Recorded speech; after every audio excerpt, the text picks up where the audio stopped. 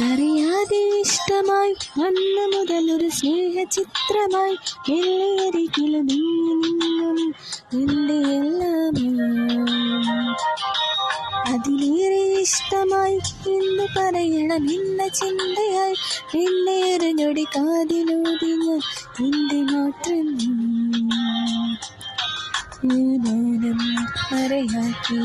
ചെറുകൂട്ടിൽ നമ്മളിരുന്നു ഒരു വാക്കും മറുവാക്കും പറയാതെ കണ്ണു നിറഞ്ഞു ചെറുമാന്തൾ തുള്ളിയ കാലം ഇന്നോർമേൽ ഉണരും നേരം വിരഹം വിടുന്നു